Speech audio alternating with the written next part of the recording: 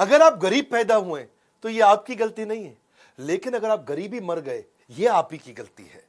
Bill Gates की कहावत कौन है? ये बिल गेट्स आज दुनिया में कुछ भी खरीद सकते हैं। बिल गेट्स कोई द्वीप टापू तो छोड़ो, पूरा देश खरीदने का सामर्थ्य रखते हैं। बिल गेट्स एक ऐसे व्यक्ति जिनकी पूरी की पूरी धन संपत्ति बांट दी जाए तो पृथ्वी पर हर इंसान के हिस्से कई हजारों रुपए आ जाएंगे। नमस्कार, मैं Vivek Bindra, founder and CEO बड़ा बिजनेस.com। बिल गेट्स की कई गर्लफ्रेंड्स ने उनको छोड़ दिया, उनकी हर गर्लफ्रेंड उनको छोड़ के जाती थी। क्यों? आज उनकी कई कहानियों की बात करेंगे, कैसे वो बने। Ajit Doval, Tendulkar, Steve jobs, Warren Buffett, Singapore, Marwari, public speaking, habits of billionaires. आपने मेरे कई वीडियोस देखे, बड़े सराहे ये पिछले वीडियोस हमने डाले, हर वीडियो मिलियंस में गए हैं। आने वाले समय में सुंदर पिचाई, मुकेश अंबानी। क्या हुआ मुकेश अंबानी के जीवन में, कैसे वो आगे निकले अनिल अंबानी के मुकाबले। Textile industry, furniture industry, America आगे कैसे बढ़ा, वेनेजुएला क्यों डूब गया, और सिखों की कम्युनिटी भी बड़ी जबरदस्त कम्युनिटी है। अगर इस चैनल का एक भी वीडियो आपने छोड़ दिया, समझ लेना बौद्धिक विकास से नाता तोड़ लिया। एक के बाद एक पावरफुल वीडियोस दे रहा हूं। बिल गेट्स दुनिया के उन 3 लोगों में जिनका पर्सनल नेटवर्थ $100 बिलियन से ज्यादा है,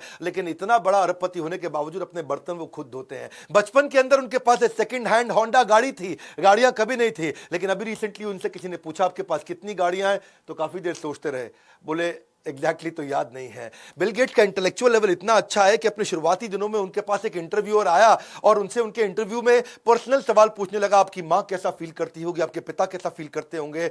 और जब उनसे ऐसे बड़े एवरेज क्वेश्चन पूछे तो उसने इतना गुस्से में, उसको तो कुछ बोले नहीं, खुद को बाथरूम में जाके बंद कर लिया। अंदर इतना इरिटेट हो गए, बाथरूम से निकले नहीं जब तक बेचारे उसने माफी नहीं मांग ली ना, उस जर्नलिस्ट ने, तब तक बाहर नहीं आए। उनको एवरेज बातें पसंद नहीं, एक्सट्रीमली अपने ऊपर टफ रहते हैं, अपने एम्प्लॉयज के ऊपर ही बहुत टफ रहते हैं। और ये कहते हैं कि स्टीव जॉब्स और मेरे में एक चीज कॉमन है कि हमें हमेशा एक्सीलेंस पसंद है, और अपने कॉलीग और एम्प्लॉयज जो हमारे केवल एक्सटेंशन है, वही केवल कॉलीग्स एम्प्लॉयज वही हमारे एक्सटेंशन होते हैं जो हमारे बिहाफ पे काम कर सकते हैं। उनसे हाई क्वालिटी स्टैंडर्ड का डिमांड करना। स्टीव जॉब्स भी ऐसे ही थे, ये भी ऐसे ही थे। बिल गेट्स हायरिंग के मामले में बड़े, उनको क्या है कि वो कोई बहुत एक्सपीरियंस्ड आदमी नहीं चाहिए, उनको 2 चीजें देखते हैं, एक उनका पैशन हो कंप्यूटर को लेके, बस कंप्यूटर पर लगा रहे, दूसरा उसको कोडिंग आनी चाहिए, ज्यादा कुछ नहीं। क्योंकि वो कहते हैं कि ज्यादा एक्सपीरियंस्ड आदमी ले लो ना तो दिक्कत है कि वो अडेप्ट करता नहीं है, और फ्रेश माइंडसेट का हो तो वो अडेप्ट कर लेता है। 2 चीजें पक्की हो, कंप्यूटर से उसको प्रेम हो और दूसरा कोडिंग उसको अच्छे से आती हो। वो कहते हैं कि आलसी आदमी ढूंढ लो, आलसी आदमी को ले आओगे तो मुश्किल काम को करने का कोई आसान तरीका ढूंढ लेगा। चाइल्डहुड से इतने जीनियस थे, 15-16 घंटे रोज पढ़ा करते थे, और मां मेरी इनसे बड़ा नाराज हो जाती थी कि बिल गेट्स, जब भाई ऐसा है बिल, बच्चे बाहर जाके खेल ले, सारे बच्चे खेलते हैं, सब फिजिकल एक्टिविटी करते हैं, तू 15-15 घंटे पढ़ता है। बिल गेट्स मानते नहीं थे, उनको पढ़ने से कुछ एडिक्शन था, इतना पढ़ते थे, इतना पढ़ते थे। एक दिन मां ने सोचा इसके कमरे की बिजली उड़ा देती हूं, और कमरे की पूरी बिजली उड़ा दी, और सोचा कि अब जब पंखा चलेगा ना लाइट चलेगा तो बेचारा सो जाएगा। लेकिन मां तो मां होती है, आधी रात को देखने आई कि बिना पंखे के बेचारा सो कैसे रहा है पसीने में, और आके देख के हैरान हो गई कि बिल गेट्स अकेला एक कोने में पसीने से तरबतर बैठा हुआ और टॉर्च लेकर के किताब पढ़ रहा है। उस दिन मां को बहुत शर्म आई, और उस दिन मां को समझ में आया कि मेरा बेटा साधारण बच्चा नहीं है, ये एक प्रोडिजी है। प्रोडिजी मतलब सुपर जीनियस, एक ऐसा बच्चा जो कि अननेचुरली बहुत ज्यादा जीनियस हो। उसके बाद से उन्होंने कभी किताब पढ़ने के लिए उनको रोका नहीं। चर्च में भी बचपन के अंदर एक कंपटीशन हुआ था, जहां पे वर्ल्ड बुक एनसाइक्लोपीडिया पे कंपटीशन हुआ कि कौन पढ़ के 2000 से ज्यादा शब्द अब एक बार में अविरल लगातार बोलता जाए, धारा प्रवाह जिसको बोलते हैं। और उन्होंने फ्लॉलेसली बोला। 35 बच्चे थे, 6 से 12 साल की उम्र के, ये 8 साल के थे, लेकिन पहला जो रैंक मिला वो इन्हीं को मिला। 12 साल की उम्र में मोनोपोली गेम खेलते थे बचपन से, और कोई गेम पसंद नहीं इनको, बोर्ड गेम खेलना, मोनोपोली गेम खेलना। मैथ के कॉम्पिटिशन में कोई सवाल पूछे उससे पहले आंसर देते थे, सवाल को आधे में रोक करके आंसर देते थे, इतना तेज इनका मैथमेटिक्स के ये शुरू से बहुत एडिक्शन था इनको। कोई भी इनसे पूछता बच्चों को बताओ कि क्या सिखाएं, बच्चों को बताओ कि क्या आप एडवाइस दोगे, बोला मैथ सिखा दो। मैथ में इतना तेज थे, और मां ने इनको शुरू से प्रैक्टिस करा दी थी कि बच्चे आसपास आके खेलते थे, सारे बच्चे सोसाइटी के मोहल्ले के आसपास खेलते थे आके, उन बच्चों को बोलती थी जो जीता उसको रिवॉर्ड दूंगी, जो हारा उसको पेनल्टी दूंगी। और मां की उस प्रैक्टिस से जीतने के चक्कर में, रिवॉर्ड लेने के चक्कर में ये और ध्यान से मोनोपोली और बोर्ड गेम्स खेलते थे। 13 साल की उम्र में इन्होंने एक कंप्यूटर गेम बना दिया, टिक टैक टो। टिक टैक टो तो आपको मालूम होगा ना, जीरो काटा है जी। बचपन, कईयों का बचपन पीछे की बेंच पे बैठ करके टीचर बोलता रहा और टिकटॉक जीरो काटा लगा लगा के खेलते रहे। आपने और मैंने भी बहुत जीरो काटा खेला। वो एक्चुअली शुरू उसी ने किया था, बिल गेट्स ही है उस जीरो काटा का जन्म देने वाला। 14 साल की उम्र में इसने बेचारे ने मना कर दिया कि मैं स्कूल जाऊंगा नहीं। माँ ने पूछा क्यों? माँ हालांकि टीचर थी। माँ को बोला, माँ आप तो अच्छी टीचर हो लेकिन स्कूल में बच्चों को टीचर पढ़ाना आ जानती नहीं है, टीचर पढ़ा ही नहीं पाती, टीचर से ज्यादा तो मैं जानता हूं। माँ को बुरा लग गया क्योंकि माँ खुद टीचर थी, उसको ईगो हर्ट हो गई। माँ ने बोला नहीं नहीं ऐसा नहीं है, और पिता भी गुस्सा हो, मुंह पे फेंक के पानी मारा था बिल गेट्स की। उनकी बहन बताती है उनकी कहानी। लेकिन बिल गेट्स बाद में स्कूल गए, पर बाद में क्योंकि स्कूल जाकर के क्या करते थे, क्लास में बैठेंगे नहीं, कंप्यूटर रूम में बैठ जाते थे, कंप्यूटर लैब में वहां लगे रहते थे। कोडिंग इनको बहुत पसंद था, वहीं पीछे बैठ करके कंप्यूटर लैब में चुपचाप लगे रहते थे। तो मास्टर ने, हेड मास्टर ने बोल दिया अब तू कंप्यूटर क्लास में आएगा नहीं, और कंप्यूटर क्लास से बाहर निकाल दिया उसको। बोला कंप्यूटर लैब में तेरी एंट्री बैन है। तो थोड़े दिन के बाद क्या हुआ, अच्छा ये तो उदास था, पर थोड़े दिन के बाद उनके कंप्यूटर में एक वायरस आ गया, और वायरस आया तो आसपास शहर में कोई वायरस निकाल नहीं पाया। इसने बोला मैं वायरस निकाल दूंगा, लेकिन अगर तुमने मुझे, एक ही शर्त है, वापस कंप्यूटर क्लास में बैठने देना। उन्होंने बोला ठीक है। इसने कंप्यूटर का वायरस निकाल दिया, और उसके बाद से फिर ये कंप्यूटर क्लास में बैठने लगे, और वहां जाकर के आराम से कंप्यूटर लैब में शाम को बैठ जाया करते थे।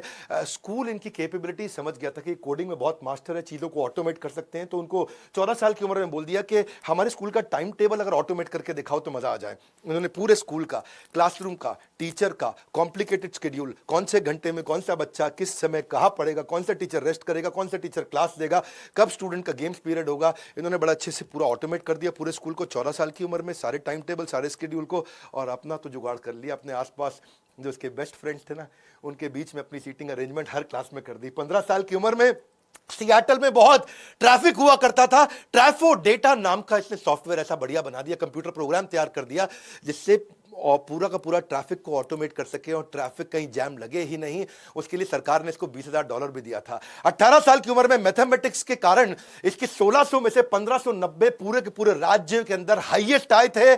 पिता ने इनको बोला तू हार्वर्ड चला जा, दुनिया का बेस्ट कॉलेज हार्वर्ड में जाके पढ़। ये हार्वर्ड गए और थोड़े दिन के अंदर हार्वर्ड छोड़ के आ गए। हार्वर्ड से ड्रॉप आउट हो गए, पर आगे चल के हार्वर्ड ने इनको कॉम्प्लीमेंट्री अपनी तरफ से ऑनररी, जिसको बोलते हैं डॉक्टरेट डिग्री भी दी। एक्सट्रीमिस्ट नेचर के हुआ करते थे, पढ़ने बैठेंगे तो पढ़ते रहेंगे, काम करने बैठेंगे तो काम करते रहेंगे, काम ऐसा करते रहेंगे कि वहीं ऑफिस में ही सो जाएंगे। 21 साल की उम्र में हार्वर्ड छोड़ के उन्होंने माइक्रोसॉफ्ट शुरू करी। 31 साल की उम्र में दुनिया के सबसे यंगेस्ट अरबपति बने।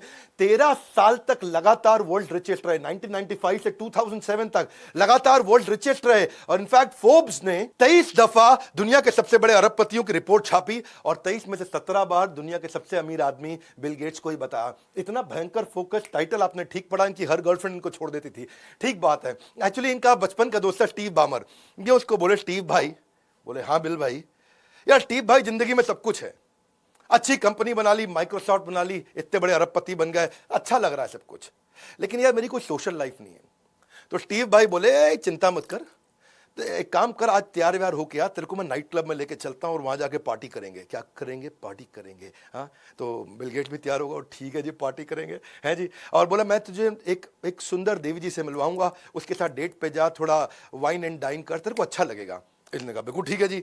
ये पहुंच गए तैयार होकर के, और आज एक नई गर्लफ्रेंड बनेगी मेरी, हाँ। एक्साइटेड जाके टेबल पे बैठे, और टेबल पे बैठते ही जैसे वो लड़की बैठी, उसको कुछ थोड़ा ऑफर किया खाने पीने को। सबसे पहला सवाल पूछ लिया, देवी जी आपके 10वीं में मैथमेटिक्स में कितने नंबर आए थे? उसके होश उड़ गए, है जी। ये कोई डेट पे ऐसा सवाल पूछता है लड़की से आके, तेरे मैथ में कितने नंबर आए थे? वो जाके स्टीव बामर को शिकायत लगा दी, ऐसे आदमी के साथ डेट पे भेज दिया, मेरे से मैथ के नंबर पूछ रहा है। बामर ने बुलाया, यार बिल गेट्स क्या करता है जी, लड़की से कोई मैथ के नंबर पूछता है? और लड़कियों से मैथ के नंबर नहीं पूछते, उनके मैथ में नंबर ज्यादातर अच्छे नहीं होते हैं। कहता ओहो सॉरी यार, आगे से ध्यान रखूंगा। चल कोई नहीं, मैं तेरे लिए सेकंड अटेम्प्ट करता हूं, एक और देवी जी जानता हूं, उसके साथ डेट पे जा, मजा आएगा तेरे को, और याद रखियो आज मैथ के नंबर मत पूछियो। करे ठीक है जी, हाँ। और टाई लगा के रात को रेडी होके फिर क्लब पहुंच गया। अब वो देवी जी आई और पहले ही सोच के गया था कि इससे इसके मैथ के नंबर नहीं पूछूंगा, और इसने जाकर उसको बोला और मैं तुम्हारे मैथ के नंबर नहीं पूछूंगा, ऐसा करते हैं मैं 10 सवाल देता हूं, हम दोनों बैठ के सॉल्व करते हैं, जो पहले सॉल्व कर गया वो जीत गया। वो बड़ा इरिटेट हो गई, ये क्या आदमी है, डेट पे आके मैथ के सवाल सॉल्व करने को बोल रहा है। तो वो उसने फिर जाके स्टीव बामर को शिकायत लगा दी, दूसरी लड़की ने भी। बामर बोला यार बिल गेट्स तेरा दिमाग खराब है जी, मैथ के सवाल सॉल्व कर रहा है, वहां जाके उसके साथ कंपटीशन लगा रहा है। कंपटीशन नहीं लगाते यार, कोलैबोरेशन करते हैं। तो उसको समझ आई, अच्छा यार बड़ी गलती कर दी, कंपटीशन नहीं करना था, कोलैबोरेशन करना था। ये बोला एक मौका और दे दे, तीसरी बार फिर पहुंच गया बिल गेट्स। अब पहुंच के अब तीसरी बार कोई नई देवी जी आई, उनको बोला ना तुम्हारे मैथ के नंबर पूछूंगा, ना तुम्हारे साथ कंपटीशन करूंगा सवाल सॉल्व करने में, तुम बस खाली ये बता दो तुम्हारे कौन कौन से सवाल गलत रह गए थे, वो सारे मैं खुद ही सॉल्व करके दिखा देता हूं जी, हमारा कोई कंपटीशन नहीं है। तीसरी वाली भी भाग गई और उसके बाद स्टीव बामर ने भी मत्था पीट लिया, यार क्या आदमी है तू, मैथ जिंदगी भर छोड़ेगा ही नहीं। ये थे बिल गेट्स। और फाइनली उन्होंने बोल दिया कि भाई ऐसे मुझे कोई गर्लफ्रेंड नहीं मिलेगी, ना मेरा ऐसे किसी के साथ चलेगा। और ये तब तक चला जब तक उनको मेलिंडा नहीं मिल गई। उनकी अपनी कंपनी में मेलिंडा काम करती थी, जिनके साथ उनका जीवन आगे बढ़ा। लेकिन वैसे अभी तक तो केवल उनकी गर्लफ्रेंड ही उनको छोड़ के जाती थी, पर अभी न्यूज में पता चला है कि मेलिंडा भी उनको 27 साल के बाद छोड़ के चली गई, डिवोर्स हो रहा है इनका। ये सुन के बहुत दुख हुआ मुझको, क्योंकि दोनों में काफी प्रेम था और दोनों ने एक साथ मिलकर विश्व की बहुत सेवा भी की है। तीसरी सुंदर कहानी, ये अभी उतने अमीर नहीं हुए थे और एक एयरपोर्ट में जब ये अखबार वेंडर को बोले कि भाई मुझे जरा अखबार खरीदना है, उसने कहा ले लो अखबार। इसके पास $100 का नोट था और खुले नहीं थे। अब अखबार वाले के पास भी चिल्लड़ नहीं, बस $100 वहां बड़ा होता है, हमारे देश के 100 रुपए जैसा नहीं होता भाई, वहां सबसे बड़ा नोट $100 ही होता है। तो उसने कहा कोई बात नहीं रख लो, हाँ अगली बार पैसे दे देना। अगली बार ये 3 महीने के बाद उस एयरपोर्ट पे गए, उन्होंने फिर अखबार लिया, उस दिन फिर चेंज नहीं दे पाए और बड़े परेशान हो गए, यार मैं इसको 2 बार चेंज नहीं दे पाया। आगे चल के बिल गेट्स जब अरबपति बन गए, बहुत बड़े अरबपति बन गए, तो उनको याद आई उस अखबार वाले की और वो ढूंढते ढांढते उसी एयरपोर्ट पे खोज निकाला उस आदमी को और बोला सुनो मैंने तुमसे 2 बार अखबार लिया था, तुम्हें पैसे नहीं दे पाया। उसने कहा हाँ ठीक बात है। बोले अब मैं दुनिया का सबसे बड़ा अरबपति हूँ, मांगो तुम मुझसे क्या मांगना चाहते हो। अखबार वाले ने बोल दिया मैंने तुम्हारी तब मदद करी थी जब मैं गरीब था और तुम्हारे पास भी पैसे नहीं थे, लेकिन तुम मेरी अब मदद करने आए हो जब तुम इतने अमीर बन चुके हो, इसलिए मेरी मदद तुम्हारी मदद से ज़्यादा बड़ी है, मुझे तुमसे कुछ नहीं चाहिए। और खुददारीपन के चलते उस वेंडर ने बिल गेट्स से कुछ पैसा नहीं लिया। तो आगे चल के कुछ दिनों के बाद, हालांकि बिल गेट्स बड़े चिंतित हुए इस बात को सुन के, वो कुछ कर नहीं पाया उस वेंडर के लिए। किसी ने उनसे पूछ लिया बिल गेट्स आप सबसे अमीर आदमी हैं, क्या आपसे भी ज़्यादा अमीर कोई है? हाँ वो अखबार का वेंडर मुझसे ज्यादा अमीर है, क्योंकि आज भी उसके 2 अखबारों के कर्ज तले में दबा हुआ हूं। काइंडनेस और जेंटलनेस क्लेवरनेस से पहले आती है। अगली कहानी मैं बताऊंगा। पढ़ने का इतना एडिक्शन था, एक दिन फ्लाइट में बैठे और जब फ्लाइट में बैठे तो देखो जो अच्छी सीट्स होती है ना वो आइल सीट होती है, यानी कि बाहर वाली, क्योंकि उसमें स्पेस मिल जाता है, दायां हाथ आप हिला सकते हो। उससे कमजोर सीट मानी जाती है विंडो सीट, जहां पे बायां हाथ थोड़ा बहुत हिला सकते हो पर दाईं साइड से आप फंस जाते हो। और सबसे बेकार सीट मानी जाती है बीच की सीट, जहां दोनों तरफ से फंस जाते हो। और बिल गेट्स को बीच की सीट दे दी गई और बीच की सीट दे दी और किसी ने रियलाइज नहीं किया कि दुनिया के सबसे बड़े अरबपति को अपने इकोनॉमी में बीच की सीट दे दी। पायलट को पता चला, वो आया जी पीछे आ करके अपने क्रू के साथ माफी मांगने लगा, ओहो आप तो बिल गेट्स हो जी, हमसे गलती हो गई, आइल सीट कोई भी चूज कर लो जी, मैं आपके लिए अरेंज कर देता हूं। तो बिल गेट्स तब किताब पढ़ रहे थे अपनी। बोले देखो प्लेन टेक ऑफ करने लगा है, मैं किताब खोल चुका हूं, अब मैं उठ करके अगर अपनी सीट बदलूंगा और जाके अनसेटल होऊंगा तो वो सब करने के चक्कर में मेरे 5 पेज कम हो जाएंगे और it's only a loss of 5 pages if I change my seat. यहां रह करके भी मैंने पढ़ना है और मैं आराम से पढ़ लूंगा, अब तो मैं सेट हो चुका हूं, मुझे पढ़ने दीजिए। बिल गेट्स का इतना फोकस, लॉस ऑफ 5 पेजेस, ये मेरे लिए बड़ी इंस्पायरिंग स्टोरी थी। वो एक शुरू में नोटोरियस बॉस हुआ करते थे, बाद में नोटवर्दी बिजनेसमैन बने। शुरू के टाइम पे पॉल एलन के साथ जब उन्होंने कंपनी चालू करी तो रात को 12 बजे, क्योंकि वो बड़े एम्प्लॉइज पे कठोर थे, रात को 12 बजे, 1 बजे, 2 बजे बड़ी खतरनाक ईमेल्स भेजा करते थे कि तूने दुनिया का सबसे स्टूपिड कोड लिखा है, ऐसा करके डांटने की ईमेल्स लिखा करते थे। लेकिन जब उससे लोग पूछते तुम इतना कठोर क्यों हो, बोला कठोर तो हूं लेकिन स्टीव जॉब जितना कठोर थोड़ी हूं, वो तो मेरे से भी ज्यादा गुस्सैल आदमी है। तो शुरुआत के दिनों में बिल गेट्स ये मानते हैं कि शायद मैं उतना एम्प्लॉय फ्रेंडली नहीं था, बड़ा माइक्रो मैनेज किया करता था लोगों को, उनकी अटेंडेंस चेक करता था, ये कौन आया, ये कितने बजे आया, ये कितने बजे निकला, ये 6 बजे का टाइम है, डॉट 6 बजे निकल गया और ये 6:05 पे निकला और बिल्कुल रुकते नहीं, बड़ा माइक्रो मैनेज करते थे। तो उनके दोस्त स्टीव बामर ने भी आगे चल के बोला, पॉल एलन ने भी बोला यार ऐसे मत किया कर, क्या कर रहा है, एम्प्लॉयज अच्छा नहीं लगता है, इतने एम्प्लॉय काम करते हैं, आने जाने का टाइम ही चेक करता रहता है। इसने कहा ठीक है यार ये बड़ा बुरा मान रहे हैं जी, मेलिंडा भी बुरा मान रही है। तो इसने क्या किया, इसने लोगों की सारी नंबर प्लेट याद कर ली गाड़ियों की और नंबर प्लेट याद करके पार्किंग में जाके चेक करता था किसकी गाड़ी कितने बजे आई। आगे चल के जब इसका केबिन बड़ा हो गया तो अपनी खिड़की भी ऐसी लगा गाली जिससे सारी गाड़ियों के नंबर प्लेट याद किया करता था कि कौन टाइम से आया, कौन टाइम से गया, और इसको लगा कि अब तो किसी को पता भी नहीं चलेगा और मैं चेक भी कर लूंगा इस तरह। बाद में चल करके बिल गेट्स को जब रियलाइज हुआ तो उसने अपने आप को काफ़ी इंप्रूव भी किया। एक और उन्होंने हमेशा बोला है कि मैं गाली देने की बहुत आदत थी। हाँ, वो एक एफ वर्ड होता है ना गाली का, FU-K ऐसा करके एक वर्ड आता है जो गाली देते हैं लोग काफ़ी। मैं हमेशा प्रार्थना करता हूं कि हमें देश का चरित्र निर्माण करना इस चैनल पे, तो हम कोशिश करते हैं कि हम अच्छी बातें बताएं, पर बिल गेट्स मानते थे कि उनके अंदर ये कमी थी।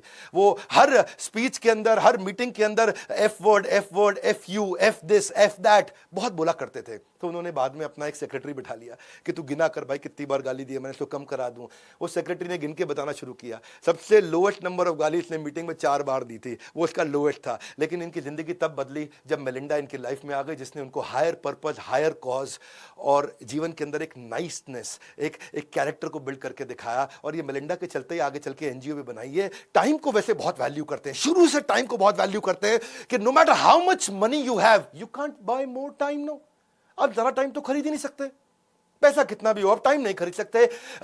सी बेसिकली ये कहते हैं कि मैं हर एक से मीटिंग नहीं करूंगा, मैं ज्यादा लंबी मीटिंग नहीं करूंगा, मैं बहुत शॉर्ट मीटिंग करूंगा, बहुत क्विक मीटिंग करूंगा, लेंदी डिस्कशन मैं पसंद नहीं करता। इतना प्रेम करते अपने काम से कि वहीं ऑफिस के अंदर सो जाते। इन्होंने जिंदगी के अंदर केवल 5 छुट्टियां ली। 33 साल इन्होंने माइक्रोसॉफ्ट को चलाया, 33 साल ये माइक्रोसॉफ्ट के सीईओ थे, पर छुट्टी 5 बार ली। पहली छुट्टी इन्होंने 1 जनवरी 1994 को मेलिंडा से शादी के टाइम पे ली। दूसरी छुट्टी इन्होंने 10 जून 1994 को ली, उस दिन ये बहुत दुखी थे, इनकी मां का देहांत हो गया। तीसरी इन्होंने 26 अप्रैल 1996 को ली, जब इनकी बेटी का जन्म हुआ। उसके बाद चौथी छुट्टी 1999 में जब बेटे का जन्म हुआ, और 5वीं जब दोबारा बेटी का जन्म हुआ 2002 में। बिल गेट्स जिंदगी भर इकोनॉमी में फ्लाई करते रहे। ये तब तक इकोनॉमी में फ्लाई करते रहे जब तक इनका प्राइवेट जेट नहीं आया। ये बोलते थे कि भाई टाइम तो उतना ही लगता है, बिजनेस में बैठूं, इकोनॉमी में बैठूं, उतरने का टाइम तो सेम ही है। और अगर मैं बहुत लंबा या बहुत मोटा होता तो बिजनेस क्लास में जाता, नहीं तो मेरे चक्कर में बाकी लोग भी बिजनेस क्लास मांगेंगे। हमारे यहाँ कंपनी की सबकी पॉलिसी है, सब इकोनॉमी में जाएंगे। तो पैसा बचाने के बहुत बहुत ध्यान रखते थे, रुपया पाई बचा के चला करते थे। इन्होंने हमेशा माना है कि मैं 10 में से 9 डिसीजन ठीक लेता हूं, 1 गलती कर देता हूं, पर मुझे कोई दिक्कत नहीं है, वो 9 के कारण मेरी प्रोग्रेस बहुत हो जाती है। तो risk of taking wrong decision is preferable to a terror of indecision. हाँ, इनडिसीजन मतलब डिसीजन ना लेना बहुत खतरनाक है। और हर बैड डिसीजन के अगेंस्ट ये डजन्स ऑफ गुड डिसीजन जरूर लिया करते थे। और अपनी गलतियों से बहुत सीखते थे, इनोवेशन पे बहुत फोकस करते थे, पीआर बहुत करते थे, ये इनकी ताकत थी। तो उनकी 5 गलतियां जो ये मानते हैं, उनमें से एक गलती थी कि ये कंट्रोल ऑल्ट डिलीट इन्होंने बनाया कंप्यूटर को लॉक करने के लिए। जबकि लाइनेक्स में क्या था, खाली सुपर और एल दबा लो तो लॉक हो जाता था, पर मैक में क्या था, एप्पल में सिंगल की था लॉक करने का। इन्होंने बोला यार मैंने बड़ा कंज्यूमर अनफ्रेंडली बना दिया, कंट्रोल ऑल्ट डिलीट है, दूर दूर उंगलियां दबा के करना पड़ता है। दूसरी गलती ये मानते हैं कि सैस और क्लाउड कंप्यूटिंग और प्रोजेक्ट मैनेजमेंट के जो कम्युनिकेशन के जो प्लेटफॉर्म्स थे, हमने उसको प्रायोरिटी नहीं रखा माइक्रोसॉफ्ट में, वो गूगल और अमेजॉन ने हमसे पहले बना दिया। तीसरी ये गलती मानते हैं कि हमारा जो विंडोज ऑपरेटिंग सिस्टम है वो बाकी सब जगह सारे ऑपरेटिंग सिस्टम छोटे होते जा रहे थे, मशीन छोटी हो रही थी, मोबाइल छोटे हो रहे थे, और हमारे कंप्यूटर्स के साइजेस बढ़ते चले जा रहे थे। इस चक्कर में जब तक ये मोबाइल में भी पहुंचे, ये लेट पहुंचे मोबाइल के अंदर, और मोबाइल को भी नहीं मैनेज कर पाए, क्योंकि इनके यहां सब कुछ हमेशा बल्कि रहा है। चौथी गलती ये मानते हैं कि माइक्रोसॉफ्ट भी इंटरनेट टेक्नोलॉजी में लीडर बन सकता था, लेकिन ये क्या किया इन्होंने, ये अपने ब्राउजर वर्जन ठीक करते रहे और गूगल यूजर एक्सपीरियंस ठीक करता रहा इंटरनेट टेक्नोलॉजी में। गूगल ने इंटरनेट का राजा बन गया। जो पर्सनल कंप्यूटर के मामले में दुनिया का राजा माइक्रोसॉफ्ट था, ऐसे ही इंटरनेट एक्सपीरियंस के मामले में दुनिया का राजा गूगल बन गया। और गूगल ने बहुत तेज गेम चेंज किया, माइक्रोसॉफ्ट ने उस पर ध्यान नहीं दिया, और ये ब्राउजर वर्जन ठीक करते रहे, यूजर एक्सपीरियंस पे फोकस नहीं कर पाए। पांचवी गलती ये मानते हैं कि मैं पॉलिटिकल पार्टीज के साथ रिश्ता नहीं बना पाया। यूएस के अंदर पॉलिटिकल पार्टीज के साथ लॉबिंग नहीं कर पाने के कारण इनके ऊपर बहुत नाम खराब हुए। ये कहते थे अपने लिए, कंपनी के लिए, पॉलिटिक्स अपनी तरफ है, माइक्रोसॉफ्ट को अकेला छोड़ दो, हम माइक्रोसॉफ्ट हैं, हम अकेले चलेंगे, हमें किसी की जरूरत नहीं। और वहीं ये हुआ कि स्टीव जॉब्स की कंपनी अच्छे पॉलिटिकल रिलेशंस बना के रखती थी, और इनके ऊपर मोनोपोली का आरोप भी लगने लगा, और मोनोपोली के आरोप के चलते यूएस फेडरल गवर्नमेंट के साथ इनके झगड़े बढ़े, और इनको आगे चल के बहुत फाइन भी देने पड़े। बहरहाल बिल गेट्स अपनी गलतियों को मानते रहे हैं और सीखते रहे, तेजी से आगे बढ़े हैं, और ऐसा समय आया कि बड़ा अल्ट्रा लग्जूरियस मकान इन्होंने बनाया। इनके मकान की बहुत चर्चा होती है। वो कहते हैं, मैंने बताया ना आपको, if you are born poor it's not your mistake, but if you die poor it's certainly your mistake. अगर तू गरीब पैदा पैदा हुआ तेरी गलती नहीं है, तू गरीब मरा, सुन मेरी बात, ये केवल तेरी गलती है। इन्होंने दुनिया के सबसे सेफेस्ट घरों में घर बनाया। आप जानते हैं बकिंगम पैलेस, व्हाइट हाउस और किम जोंग यू, इन तीनों के मकान के बाद जो चौथा सबसे सेफ मकान है दुनिया का, वो बिल गेट्स का है। बिल गेट्स ने तो ऐसे मकान बनाया कि अपने लिए तो बड़ी जमीन ली, आजू बाजू के सारे मकान भी खरीद लिए। सेफ्टी के चक्कर में दूर दूर तक जितने मकान थे वो सारे खरीद लिए कि बोले मैं इसको इतना सेफ बनाऊंगा। $14.5 मिलियन की बाजू की प्रॉपर्टी ऐसे ही खरीद ली। हजारों लाखों $मिलियन का ये प्रॉपर्टी टैक्स देते हैं। और इन्होंने, इनके मकान में लकड़ी इतनी लगी है कि अगर सारी लकड़ी बेच दें तो कम से कम $150 मिलियन तो उनको लकड़ी बेचने का मिल जाएगा। अपने सारे विजिटर जो भी इनके मकान में आते हैं उसके साथ में एक माइक्रो चिप डाल देते हैं। वो माइक्रो चिप से ट्रैक कर सकते हैं अंदर ही अंदर कि वो मेरे मकान में घुस के कहाँ कहाँ जा रहा है, उसकी सारी मूवमेंट को ट्रैक कर सकते हैं। Flood proof, cyclone proof, earthquake proof, heat proof, cold proof, हर चीज़ का प्रूफ। जबरदस्त मकान उन्होंने बनाया। इनके घर के अंदर इलेक्ट्रीशियन, प्लम्बर, कारपेंटर, तरह तरह के chef, gardener, house keeping, security guard, CCTV camera operator, इनके doctor, physiotherapist, fitness trainer, dietitian, general practitioning जो डॉक्टर्स होते हैं, वो सब मिला के लगभग 1200 एम्प्लॉई है इनके मकान के अंदर है जी। आज तक मुकेश अंबानी के बारे में जानते थे, उनके मकान के बारे में 2-4 लाइन और बताऊं। पेड़ों को पानी देने के लिए सब कुछ ऑटोमेट कर दिया है। इलेक्ट्रॉनिकली सारे पेड़ों को मॉनिटर किया जाता है। जो भी सूख गया उसको पानी अपने आप मिल जाता है। अंदर चॉकलेट और आइसक्रीम के लिए तो अलग ही कमरे बना दिए हैं। हर कमरे के साथ में किचन जरूर रखते हैं।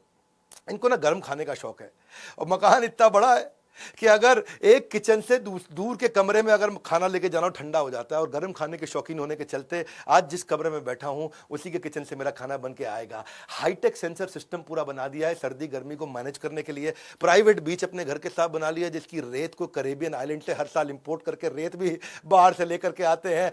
और सारी जितनी हैंगिंग पेंटिंग्स हैं, अगर किसी से बोर हो जाएं तो पेंटिंग्स चेंज हो जाती हैं अपने आप ऑटोमेटिकली। जिस तरीके का मूड हो वैसी सारी पेंटिंग्स लग जाती हैं। उसके लिए तो उन्होंने $1.5 मिलियन अलग से उसी पे खर्च कर दिया। प्राइवेट थिएटर बना रखा है, उसके अंदर पॉपकॉर्न वेंडिंग मशीन भी लाओ भाई पॉपकॉर्न, ओए आराम से आओ भाई मिलिंडा मूवी देखेंगे है जी। हम ये बात सिंगम नहीं चलती बॉलीवुड की। और उसके अलावा कार्बन एमिशन के चक्कर में एक बार किसी ने पूछ लिया इनसे कि तुम तो प्राइवेट जहाज पे घूमते हो, कार्बन की बात करते हो, से कितना तेल तुम फूकते हो प्राइवेट जहाज में, कितना कार्बन एमिशन हो रहा है। तो उसने बताया कि मैं साल का $7 मिलियन यानी कि 50 करोड़ रुपए यानी कि 3 गुना ज्यादा खर्च करता हूं, इसलिए कि मेरे तेल से कार्बन एमिशन ना हो, मैं महंगा वाला तेल इस्तेमाल करता हूं। बिल गेट्स तो बिल गेट्स हैं। फिलैंथ्रोपी के मामले में, समाज सेवा के मामले में बहुत आगे निकल गए, एक्चुअली सिग्निफिकेंट डिफरेंस क्रिएट किया। बिल गेट्स के बारे में कोविड के टाइम पे कभी कभार कुछ इनके ऊपर दोषारोपण भी होता रहा, पर एक बात सच है कि बिल गेट्स और मेलिंडा गेट्स फाउंडेशन दुनिया के सबसे बड़े चैरिटी फंड्स में से है और प्राइवेट फाउंडेशन में वर्ल्ड के सबसे बड़ों में से है। 2000 में उन्होंने बनाया था। $1 बिलियन हर साल खर्च कर देते हैं गरीबी पे, भूखमरी पे, बीमारियों पे और एजुकेशन पे। माइक्रोसॉफ्ट जो है ये हर साल एक बिड भी लॉन्च करता है कि कौन इस फाउंडेशन को सबसे ज्यादा दान देगा। जो सबसे ज्यादा दान देगा उसको बिल गेट्स अपना घर घुमा के दिखाएंगे है जी, उसको घर में लेके जाएंगे, घुमाएंगे। आपको भी बिल गेट्स के घर जाना है तो उनको दान दे देना जा सकते हो। वैसे अच्छा इस समय कोविड के टाइम पे यही दान देना चाहिए। मैं भी कंटिन्यूसली प्रयास करता हूं, कोशिश करता हूं अपने दान के बारे में बात ना करूं, लेकिन लगातार प्रयास करता हूं। अपने दोस्त वॉरेन बफे को भी साथ ले लिया, भाई तू भी 90% दान देगा, मैं भी 90% सारा पैसा दान दे दूंगा। अपने बच्चों को केवल $10 मिलियन दे रहे हैं, अपनी टोटल वेल्थ का केवल फ्रैक्शन है। आप जानते हैं बिल गेट्स का नेटवर्थ $129 बिलियन। $129 बिलियन मतलब समझो 10 लाख करोड़ रुपया। ऐसा समझो बच्चों को कितना दिया, 10 लाख करोड़ है। 10 लाख करोड़ का 10% 1 लाख करोड़ बच्चों को दे सकते थे, नहीं दिया।